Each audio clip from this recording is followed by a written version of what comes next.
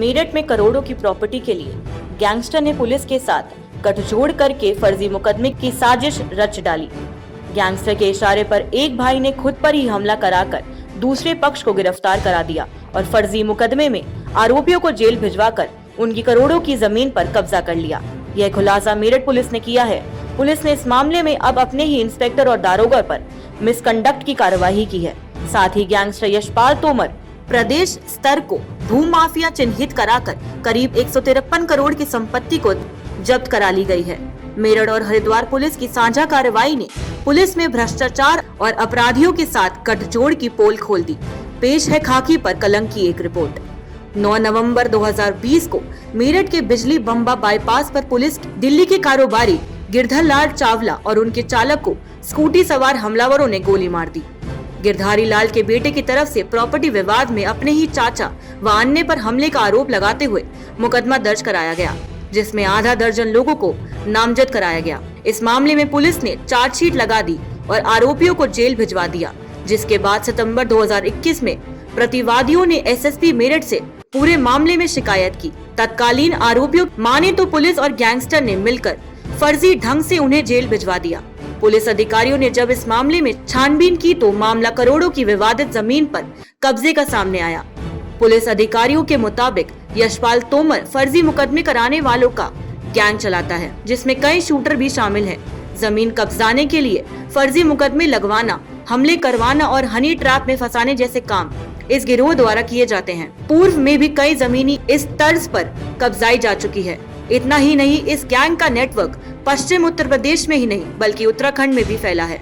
उत्तराखंड पिछले काफी समय से यशपाल तोमर के अलग अलग मामलों में छानबीन कर रही थी, जिसके बाद मेरठ पुलिस से संपर्क साधा गया और अब उत्तराखंड और मेरठ पुलिस ने मिलकर यशपाल तोमर के करीब 153 करोड़ की प्रॉपर्टी जब्त कर ली है। लेकिन मामला यही खत्म नहीं हुआ। तत्कालीन इंस्पेक्टर ब्रह्मपुरी का भी गैंगस्टर के साथ गठजोड़ की कहानी सामने आई है। लेकिन मामला यही खत्म नहीं होता। तत्कालीन इंस्पेक्टर ब्रह्मपुरी की भी गैंगस्टर के साथ गठजोड़ की कहानी सामने आ गई है। इंस्पेक्टर ब्रह्मपुरी, सुभाष एत्री और दरोगा लोकेश की गैंगस्टर के साथ मिली भगत का मामला प्रकाश में आते ही आईजी प्रवीण कुमार और एसएसपी प्रभाकर चौधरी ने इन दोनों पर विभागीय कार्रवाई का हंटर चला दिया। अब इस मामले में दोबारा मुकदमा दर्ज कर लिया गया है। इसके बाद आरोपी पुलिस कर्मियों की मुश्किलें और भी ज्यादा बढ़ जाएंगी। आज प्रवीण कुमार की माने तो यशपाल तोमर को प्रदेश स्तर का भूमाफिया चिन्हित कर दिया गया है। इसके अलावा उसकी बागपत और गाजियाबाद की करोड़ों संपत्ति सील की जा रही है। वहीं इसके अलावा और जो लोग अन्य विभागों के भी अपराधों के गठजोड़ में शामिल हैं, उनकी भी जांच की जा रही है। यहाँ पे एक यशपाल तोमर नाम का व्यक्ति था जो पिछले लगभग 10 साल से प्रॉपर्टी पे कब्जा करते थे। अलग अलग जिले नहीं बल्कि अलग प्रदेशों में, दिल्ली में, उत्तराखंड में, यहाँ हमारे यहाँ बागपत में, मेरठ में। और मॉडस ऑपरेंडी ये था कि वो चाहे किसी महिला को खड़ा करके फेक मुकदमा लिखवा देना, फिर जेल भिजवा देना और उसके बाद जिसकी प्रॉपर्टी है उससे सस्ते दाम पे प्रॉपर्टी ले लेना। ऐसे 17-18 केस उन्होंने कर रखे थे।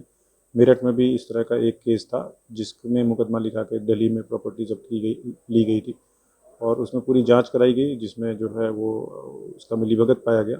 उसमें 2 मुकदमे भी दर्ज हुए और इसमें उत्तराखंड पुलिस भी, वहाँ की एसटीएफ जांच कर रही थी। उन्होंने डॉक्यूमेंट्स वगैरह मांगे थे हमसे, उनको पूरा सहयोग किया गया और उत्तराखंड पुलिस ने बेसिकली हरिद्वार पुलिस ने 153 करोड़ की प्रॉपर्टी जो आइडेंटिफाई की थी उसको जब्त कर लिया है और अभी वो जेल में है। हमारे मुकदमे में भी उसका रिमांड है। यहाँ भी पता चला है कि कुछ प्रॉपर्टी और उसकी बची हुई है, तो शेष प्रॉपर्टी हम लोग भी उसकी जब्त करेंगे।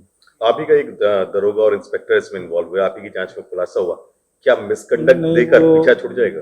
उनका जो अभी तक जांच हुई थी उसमें ये पता चला था कि मुकदमा लिखना एक अलग चीज़ है, लेकिन सही तथ्यों के आधार पर जांच नहीं की गई थी, जिसकी वजह से किसी को जेल जाना पड़ा था। और प्रॉपर जांच के बाद जो एविडेंस मिले थे उस आधार पर कार्रवाई की गई। उनको जो है परिनिंदा से दंडित किया गया है, 30 दिवस का दंड भी दिया गया है और भी उनकी विभागीय कार्रवाई चल रही है। इसमें सर्वप्रथम वरिष्ठ पुलिस अधीक्षक मेरठ और उनकी टीम को मैं बधाई दूंगा।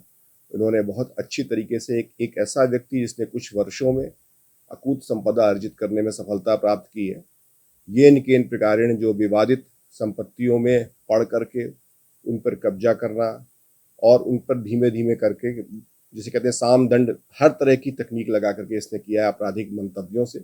ऐसे अपराधी को यहाँ के एसएसपी मेरठ की टीम के लिए किए गए प्रयासों के क्रम में इसको माफिया चिन्हित किया गया है, प्रदेश स्तर पर इसे आइडेंटिफाई कराया गया है।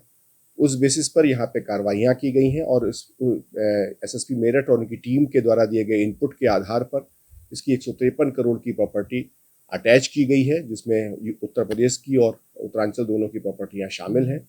अभी इसमें काफ़ी काम करना बाकी है, इसकी गैंग के और सभी सदस्यों पर, इनके मॉडस ऑपरेंडी पर और जो भी लोग इसके सहयोगी रहे हैं उन पर भी कठोरतम कार्रवाई निकट भविष्य में की जाएगी।